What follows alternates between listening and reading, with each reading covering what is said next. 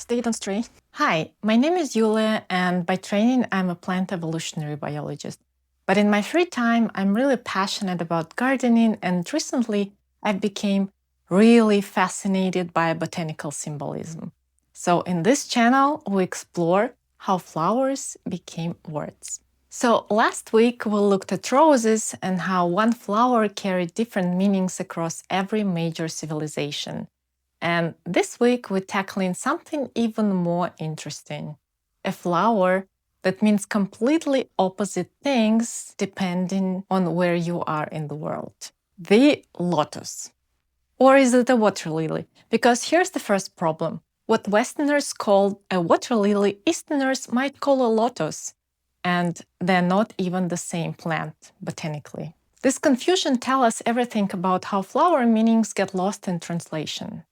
So let's start where the confusion began. Before we talk about symbolism, we need to clear up what are we actually discussing, because this gets really messy. First of all, let's talk about how old these plants actually are. Water lilies are ancient. Fossils show they existed between 125 and 115 million years ago. That means water lilies were blooming when dinosaurs walked the earth. And the sacred lotus fossils are about 100 million years old. The oldest lotus fossil we found is from Brazil, which belongs to the Nelumbo family. And these aren't just old plants. They are some of the earliest flowering plants to evolve. Here's something important. Despite looking similar and both being aquatic, water lilies and lotus are not closely related at all. They're in completely different plant families that actually evolved separately. Now, onto the confusion. In ancient Egypt, what they called lotus was actually a water lily. And the ancient Egyptians' term Seshen refers to two species, the white water lily, Nymphaea lotus, and the blue water lily, Nymphaea caerulea. And these are true water lilies. The flowers close at night and sink underwater, then they rise and bloom again in the morning. But in Hinduism and Buddhism, when people say lotus, they mean Nelumbo nucifera, the sacred lotus. And this is a complete different plant in a different family. It doesn't sink underwater at night, and the leaves rise above water surface on tall stalks. True lotus, Nelumbo nucifera, only arrived in Egypt during the late period during 525 BCE and later, and likely it was through Persian, Indian trade routes. By then, Egyptian water lily symbolism was already thousands of years old. So when we talk about Egyptian lotus symbolism, we are talking about Nymphaea water lilies, not Nelumbo. And here's why this matters. Western art and books often use the words lotus and water lily interchangeably. For example, Claude Monet painted water lilies, but in some translations and discussion, people call them lotus. Even modern garden centers mislabel plants, sometimes selling tropical water lilies as lotus. And this isn't just sloppy naming, it reflects real confusion about which plants carries which meanings. These plants appear in the ancient art everywhere. Frescoes from Santorini, dating to around 1650 BCE, show water lilies pointed on palace walls. Roman frescoes at Pompeii included water lilies in garden scenes. Some of these paintings probably show ornamental appreciation alongside symbolic meaning, which gives us the historical precedent for how Westerners will later view these flowers. But for this video, we will talk precise. When we talk about Egyptian blue and white lotus, we are discussing water lilies from the Nymphaea family, specifically what Egyptians called Seshen. And when we discuss Hindu and Buddhist lotus, we mean Nelumbo nucifera, the true lotus. But you will see how this confusion created its own symbolic problems, especially when text got translated and botanical identifications got mixed up. So these plants look similar because they solve the same problem. They are living in water, but they evolved these solutions completely differently. This is called convergent evolution, when unrelated plants developed similar features because they live in similar environments. Water lilies and lotus split from each other very early in flowering plant evolution. We're talking about 100 million years ago. And despite looking superficially similar, molecular studies show these families belong to completely different major groups of flowering plants. The Nelumbo family is actually placed in an order called Protealis, while Nymphaea represents one of the earliest divergent lineages of the angiosperms, flowering plants. The two lotus species we see today, Asian Nelumbo nucifera and American Nelumbo lutea, are sister species. They actually share a common ancestor. Their current spread across two continents doesn't mean they evolved separately. Fossils show that lotus once grew across Europe, Asia, and North America. What we see now is what's left after the plants went extinct everywhere in between. Despite looking similar, key differences reveal that they evolved separately. This is the most reliable way to tell them apart. So Nelumbo leaves are peltate, meaning the stem attaches at the center of the leaf.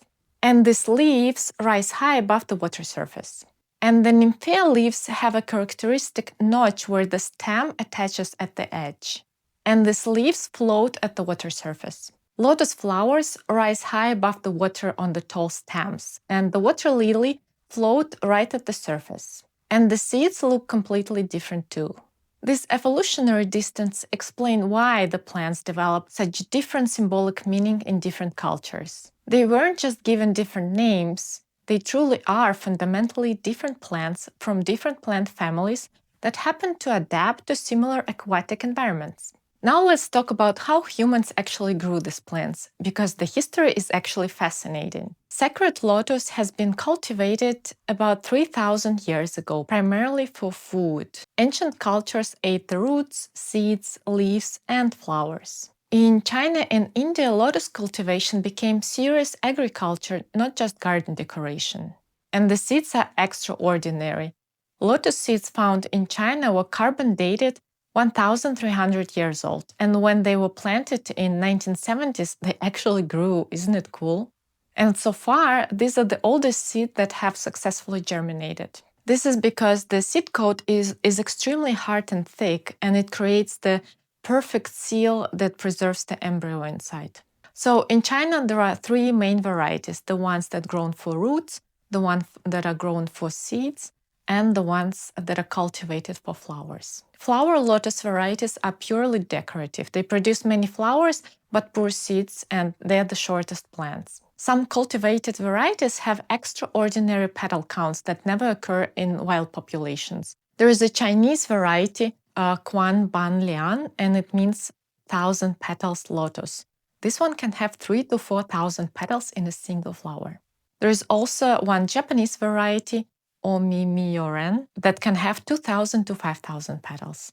And these are the highest petal counts recorded for any plants. For example, comparing to the wild lotus, which normally has only 10 to 30 petals. Ancient Egyptians grew blue water lily, or the one that we called Seshen, and the white water lily. There are archaeological evidence that suggests they grew this in the special farms. It happened over 4,000 years ago. They mostly grew them as a religious offering and as a decoration for the ponds. The blue water lily was more valued because it contains the compound called nuciferin. This is some chemical compound that affects the brain. It's believed that they used them for some rituals or ceremonial use. Of course, it is highly debated because we've never been there. But the flowers were definitely used in perfumes for thousands of years. Egyptians also ate water lily roots as food. And by the late 1700s, international trade brought tropical water lilies to European estates. And the Victorian era saw an explosion in the water lily growing. Before this, Europe only had white water lilies, and Latour Merliac produced 27 commercially available colored hybrids. He did it by crossbreeding native European species with exotic imported species. Although the most famous water lily event was when Joseph Paxton successfully grew Victoria regia. This is this giant Amazonian water lily. Now it's called Victoria amazonicum. The leaves are so large and sturdy that a small child can sit on them. Huge sensation in Victorian England. Now, Let's talk about history a little bit. So let's start in Egypt, because Egyptian water lily symbolism is foundational to everything that came after. Ancient Egyptians had two native water lily species, Nymphaea lotus, the white water lily, and Nymphaea caerulea, the blue water lily. The Egyptians called this plant Seshen in their language, and this term almost always refers to this Nymphaea species, not Nelumbo. And the blue lily was the one that was the most prized. It had pointed petals, smaller flowers than the white variety, and a sweet smell. Due to the habitat loss, right now it is mainly found in the Nile Delta, but in ancient times it grew throughout. The behavior of these flowers drove their symbolic meaning. The blue water lily opens its flowers in the morning, revealing these really beautiful gold-yellow stamens in the center. The flower rises from the water at dawn and blooms fully during midday, and then it closes and sinks back underwater at night. So to ancient Egyptians, this wasn't just plant behavior. This was the sun god being born each morning. In the Hermopolitan creation myth recording around 2000 BCE, the sun god Atum emerged from the water lily rising from the primordial waters of Nun. And this made the water lily the symbol of creation, rebirth, and the daily cycle of death and resurrection. Similar water lily emergence myths appeared in other Egyptian cosmologies as well, showing how central this plant was to Egyptians to understanding of creation. The white water lily symbolized the Upper Egypt. Combined with the papyrus plant representing Lower Egypt, the two plants together symbolized the unified kingdom. You see this everywhere in Egyptian art, water lily and papyrus intertwined on temple columns, representing political unity through plant symbolism. When they opened the King Tutankhamun tomb in 1922, archaeologists found the blue water lily flowers scattered all over his body. Egyptians used water lilies practically too. They ate the seeds and the rhizomes as food. They also made perfumes from the flower. The water lily appears constantly in Egyptian art. Tomb paintings show banquet guests holding and smelling water lily blossoms. Interestingly, water lily motifs persisted in later Egyptian Islamic art and architecture. Now let's jump forward and east to Buddhism, where the lotus takes on completely different but kind of parallel meanings. Buddhism uses Nelumbo nucifera, the sacred lotus with the large round leaves and flowers that rise high above the water on stalks. This is botanically different from the Egyptian water lily, but the symbolism overlaps in fascinating ways. In Buddhism, the lotus represents purity of body, speech, and mind. And here's the key metaphor. The lotus grows in muddy waters, and the roots sit in the mud. The stem pushes through this murky darkness, but the flower always emerges spotless, pure, and untouched by the dirt. And Buddhists saw it as this way from the ignorance to enlightenment.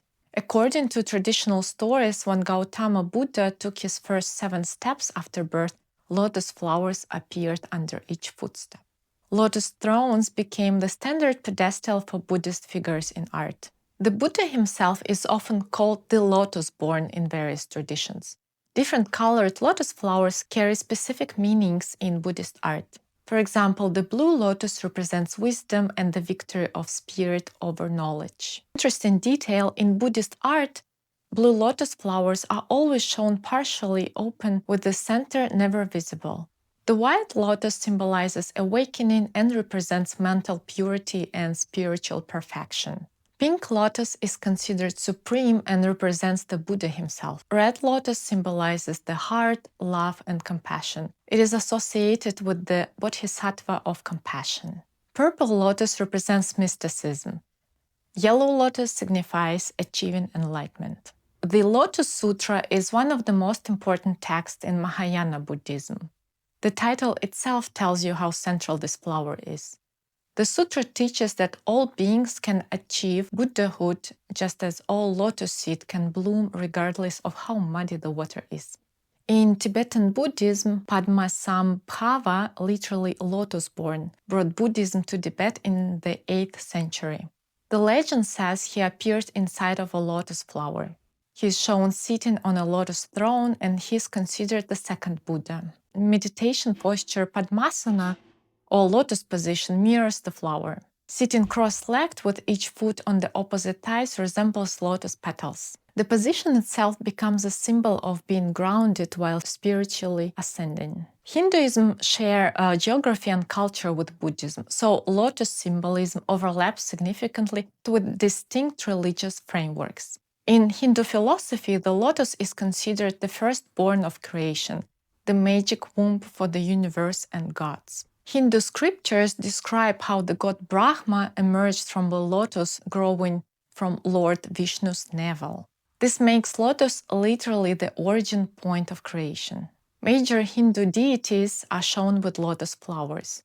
Vishnu is called the lotus-eyed one. Lakshmi, the goddess of wealth and prosperity, sits on the fully bloomed pink lotus and holds lotus flowers. Sarasvati, goddess of wisdom, is associated with white lotus. The lotus's opening petals represent the expansion of the soul and spiritual awakening.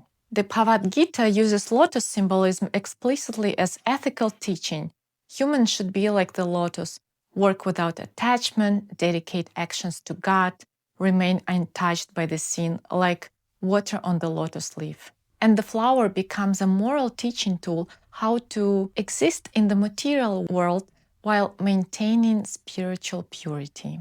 In the chakra system, the crown chakra, the seventh and the highest chakra representing pure consciousness and spiritual awareness, is called a thousand-petaled lotus. This positions enlightenment itself as the flowering lotus at the top of the skull. The pink lotus holds specific significance as the supreme lotus in Hinduism. It represents the highest spiritual achievement and is associated with the ultimate deity. The symbolism suggests that by letting go of material desires, one achieves the pure consciousness. Hindu texts describe water as representing the creative aspect of the Absolute, and the cosmic lotus as the generative force. Ancient texts describe how Prajapati, wanting to create the universe from the fluid chaos, saw a lotus leaf emerging from water.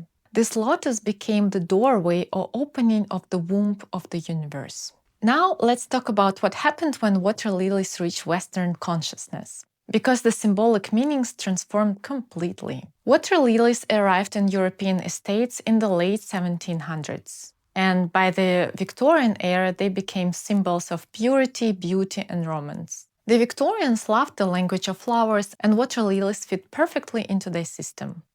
White lilies representing purity and innocence. There is also an association with the lost love, a distinctly Western melancholy twist on the flower. In Victorian art and poetry, water lilies appeared as symbols of romantic isolation and mystery. This is very different from Buddhist Enlightenment or Egyptian solar rebirth. Late Pre-Raphaelite and Symbolist artists also employed water lilies as secular religious hybrids in their work. The scientific family name for water lilies is Nymphaea, which refers to water nymphs in Greek mythology.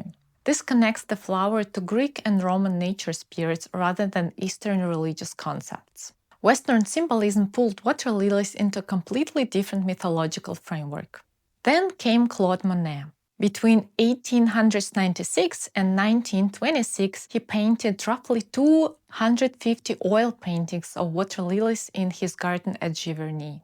These were exclusively Nymphaea hybrids, not Nelumbo. So those are water lilies, not lotus. These paintings became icons of French Impressionism. Monet's exposure to Japanese art, particularly ukiyo-e prints that he collected, informed his aesthetic approach. Of course, the Buddhist religious meanings are completely absent from his paintings. The Monet water lily became primarily about light, color, reflection, and the visual perception rather than something spiritual. Monet donated his water lilies panels to France in 1918 as a symbol of peace after the First World War. They were installed at the Musée L'Orangerie in Paris in 1927. So water lilies gained new symbolic weight in Western culture as a symbols of peace, contemplation, and French cultural achievement. Of course, this symbolism is entirely secular and national rather than spiritual or cosmic. So here's where we need to address the disconnect.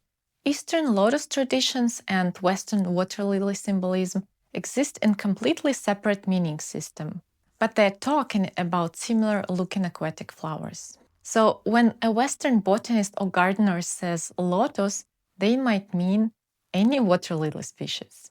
And when an Eastern practitioner or religious scholar says lotus, they mean the sacred lotus. Religious texts that were translated from Sanskrit or ancient Egyptian into English often use this word lotus for multiple different plants. And the ancient Egyptian Seshen, the sacred blue water lily, became conflicted with Asian sacred lotus through translation and visual similarity. Historical images get mislabeled, museum tour guides sometimes mix up which plant is which. And the result is that symbolic meanings also blur together. Someone might buy a lotus necklace thinking they're getting Buddhist symbolism, but the design is actually based on the Egyptian water lily. Or, for example, someone plants lotus in their garden pond expecting sacred lotus, but actually what they're growing are the water lily. I thought as part of the video it would be fun if I can try to grow my own lotus. So I ordered those seeds from Amazon. Don't laugh. I wanted it to be fast. So they're coming from China. They look like lotus. I prepared some water. You first have to soak them in water before transferring in soil. So first they have to sprout. I don't know how many. There are 50 here. And I don't know how many do I want to try. Maybe 10-ish. Because I assume not all of them will be viable. How many do I have here? 4, maybe one more. So just place them in the water. Yeah, see? So one is floating, that means it's not viable. I'll add some more. What about this one? Yeah, this one is viable. Well, since I have one more, maybe one more. Yeah. Okay, not too bad, just one.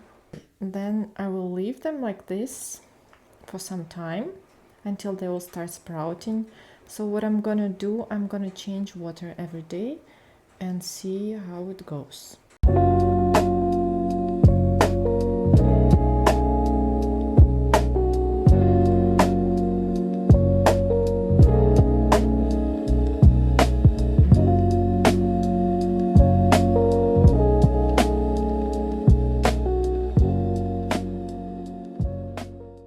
Alright, so it's been a week and here what we got here. They germinated well. Not all of them, obviously, just 6 seeds out of, you remember I showed you that I planted 10, so 4 of them. They were not really empty because they didn't float, but they did not germinate. This one is closed, maybe that's why. But what I'm gonna do, I'm gonna open those and still keep them on water to see if they still germinate. And now I got the container, something that I saw on the Chinese websites, how they do that. So I'm gonna put those in a little bit granules and the soil. So I will make the mixture and then I will put them in this container. And we'll see if they grow.